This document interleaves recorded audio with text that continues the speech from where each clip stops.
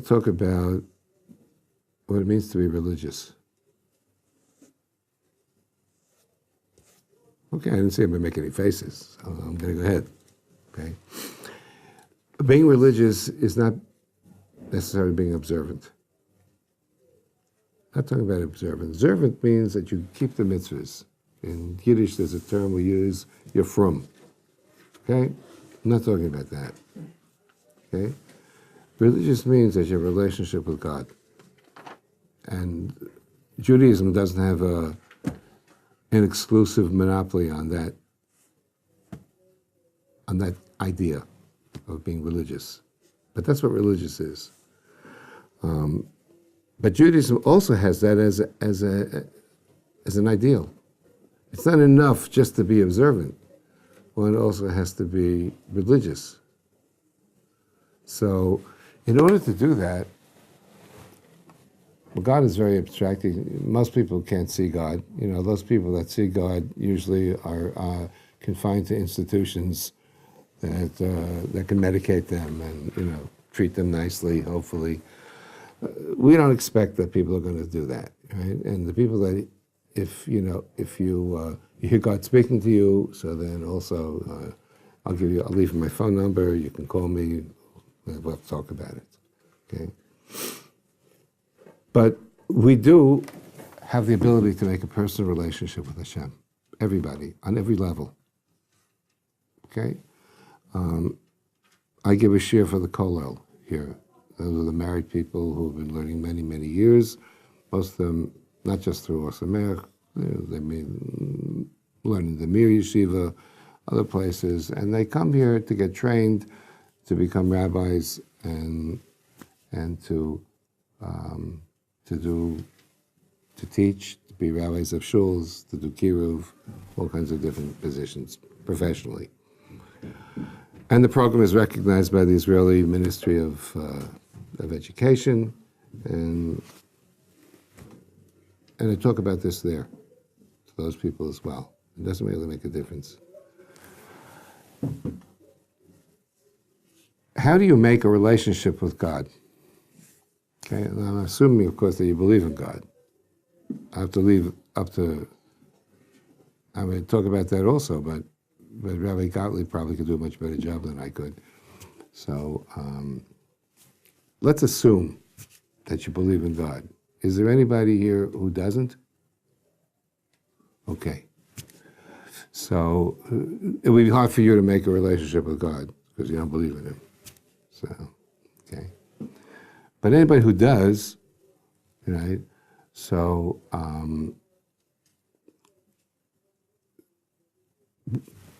how do we do that? How do you do that? So there are two ways to do it. I mean, more than two ways, but there are two general approaches. One is the way that a person looks at himself and he says, since God runs the world, look what I've got from it. I have a benefit from it. So anyone who's serious about this, I like to give a practical class, okay? So I say as follows. If you want to make a relationship with Hashem, you're interested, you have the psychic energy, and you're curious enough to do it, then I would suggest the following. Sit down with no one around, if you can find such a place. Take a piece of paper and a pen, start writing a list of things that you have, gifts that you have, things that you enjoy from the fact you're alive, the fact that you have eyesight, that you may have wonderful parents, you have friends, you have clothes to wear, you have shoes to wear, you go out this weather, those of you and those of us that need glasses to see, Baruch Hashem, you have a watch you enjoy, whatever it is, clothes, shoes, friends, food, all these things that you are benefiting from, things that you like and things that you are happy that you have.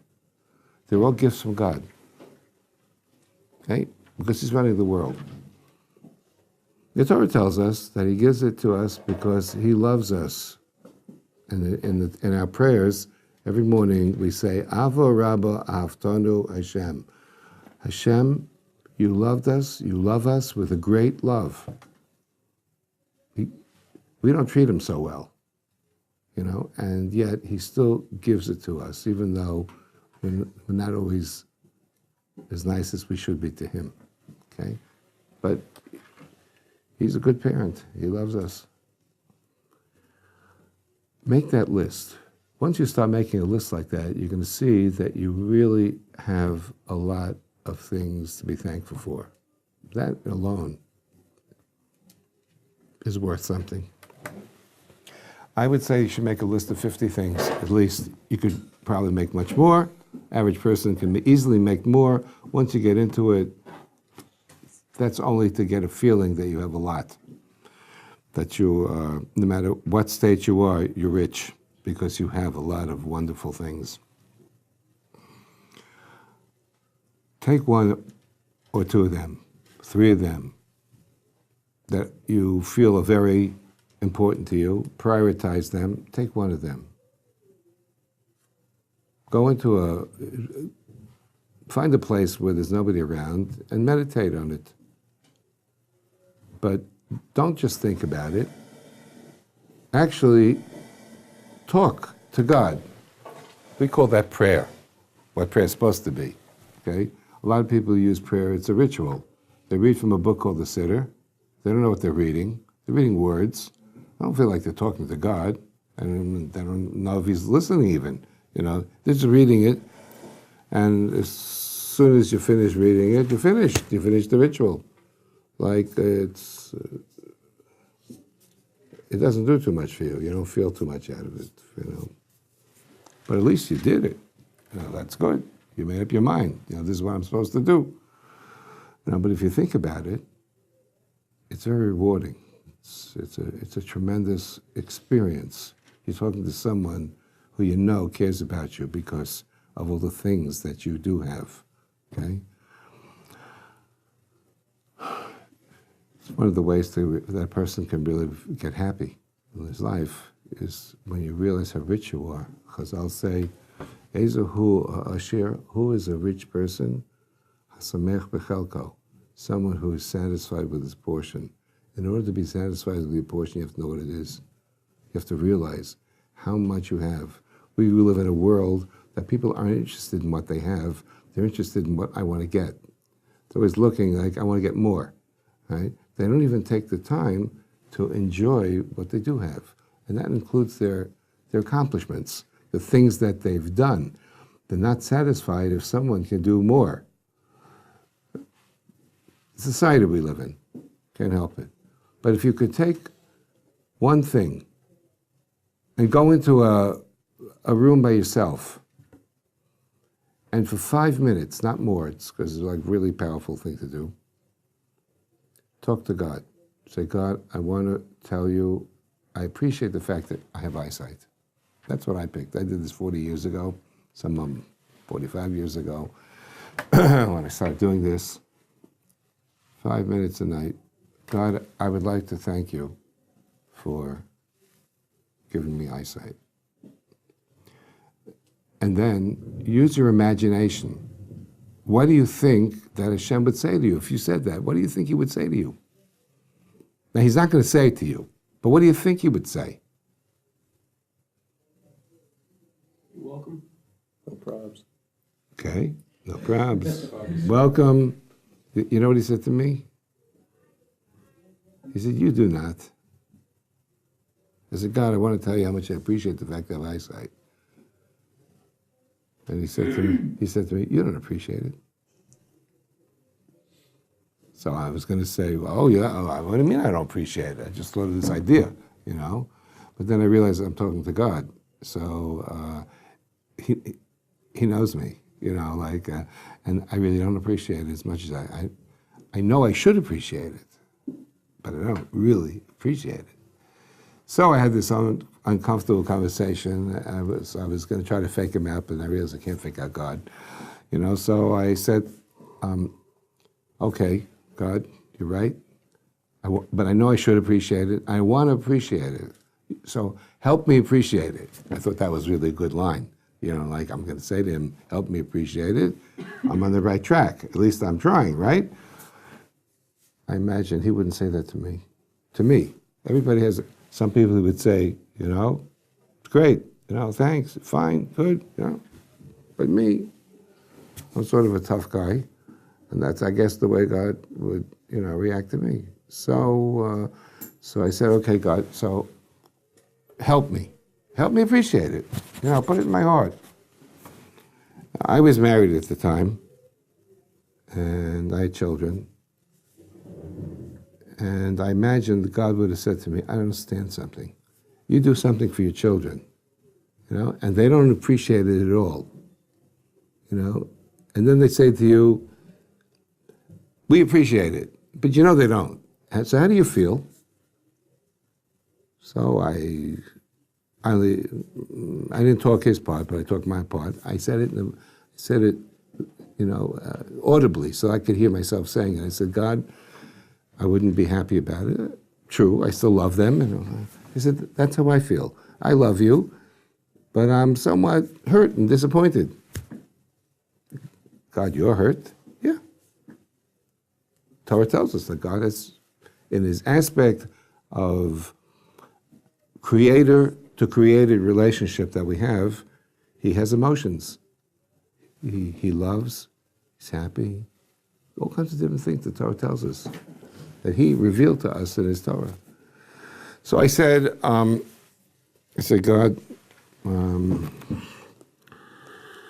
you're right, but that didn't help me because I still, I don't feel it yet, and I said, could we adjourn until a different day? Because I felt that he beat me up enough for one day, that he would have, but I really beat myself up because I was trying to reach out and form a relationship with someone who I believe very strongly exists. Today I would say, I know he does. But then, 40 years ago, I believed that he existed. Now that I've been studying it for longer, there's a better way to get this relationship with Hashem.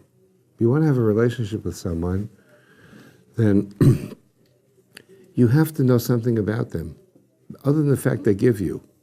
That's an interesting kind of relationship that a person has. I care about Hashem. I love him because he gives me lots of things. It's better to love than to be loved. And therefore, I have to find a way that I could love him, because it's an obligation. One of the Torah mitzvahs is to love him. So I have to look at what the Torah tells me. What he told me in the Torah describes himself. And there are a lot of very wonderful attributes there. He's loving. He's kind. He's forgiving. He's humble. How is God humble? So there's a sefer called Toma Devora that was written by Rav Moshe Kodvir, who was the Ramak. He was the Godel in Tzvas before the Ari came. And in the sefer he says, what is the humility of Hashem? The humility of God is that we don't treat him well, and he doesn't get upset. He can handle it. When the Torah talks about Moshe Rabbeinu, and it wants to give the biggest compliment to Moses that God gave anybody, so Hashem says to Aaron, his brother, and to Miriam, his sister, you don't know who Moshe is. Onav mikol adam. He's the most humble person that ever walked the face of the earth.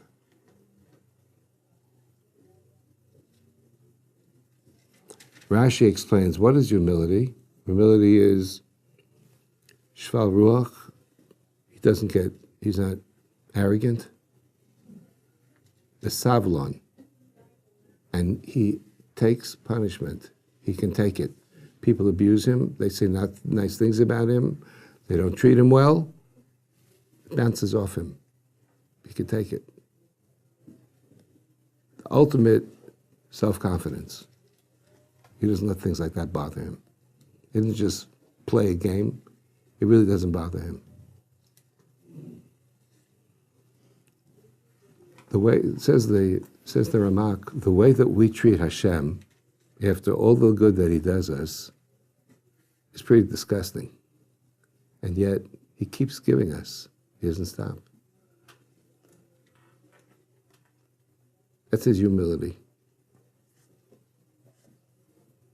So if we want to have a personal relationship with Him, then if you put together a composite of a personality, as we're allowed to, you can't picture Him. He doesn't have a physical existence in our sense. But He cares about you. He gives you things. The Torah tells you, I'm speaking now from a seat of authority of the Torah. They're saying the Torah says that's He does. He loves us and He gives us. We have to try, if we could, to do things in order to pay Him back so that we feel like we are honorable people. I don't want to be a beggar. I don't want to just take and take and take. I don't want to just pray and say, God, give me this, give me this, give me this. I want to have the self-respect that I could do something for God. And He gives us that opportunity in the Torah. He says, I don't like red roses. I don't need them. I have more roses than you could ever give me. But there are things that would make me happy, my mitzvahs. You do my mitzvahs, you should know I have nachas from it. Nachat. Feel good when you do it. So, it's impossible to do it all the time and to start, but if you could pick one thing that you do for Him, whatever it is, maybe it's a prayer, maybe it's to do kindness for somebody, give somebody just even to say, I'm doing this, God, I saw my roommate, he looked like he was down in the dumps. I went over to him and I asked him, how you doing? And I just tried to cheer him up a little bit. Didn't that give you nachas? Didn't you feel good that two of your children, one cared about the other one? Think in those terms. That is how we, no matter what level we are on, how religious we are, how observant we are, anybody can work on that. And that's also building your relationship with something which intellectually you realize is something true. If you've studied it, you studied the question, then most rational people, I think all rational people, will come to the conclusion that there has to be a God. This world could not have been created without it. And the second thing is that rational people will also come to the conclusion that we historically actually stood at Har Sinai and received the Torah. And, we have evidence for it. I don't give those classes here, but I actually do. I give it to the Kollel so that they can teach it to other people. But but once you pass that, if you believe that there's a God, and you believe that the Torah was given to the Jewish people by God, and we stood at Har Sinai, and we received the Torah, we're the only religion that has the audacity to claim that everybody heard the prophecy. That Moshe Rabbeinu was endorsed publicly by God in front of everybody that he's a prophet. There's no other religion that claims that. Each religion has a prophet. You believe him or not. But no one claims that he was endorsed in public. It's the easiest thing to dispel. It's not true. You just, what do you mean? We were there. At the end of the Torah, Moshe Rabbeinu says, before he dies, it's the last day on this planet Earth, he says to the people, you have to keep this. You know why? Because you were there, you saw. You heard and you saw. If you didn't hear and you didn't see, that means I don't have to keep it. It's pretty difficult thing to deny if you were there. But it's a very easy thing to deny if you weren't. When all that happens, if a person believes in God and he believes that the Torah is true, then the rest of it is his integrity. How straight he is. Does he live with his integrity or not? It's all, and we all have problems with that. Hashem doesn't expect us to be perfect. He knows that we can't be. But it doesn't mean we shouldn't try. And if we do, at least you begin by having some kind of relationship with Hashem. And if there's one person in this room besides me who would take that seriously, then it was, for me, it was worth it to come here and give the class. And if nobody does, it was still worth it. Nice to meet all you guys, and hope that you're enjoying yourself here. And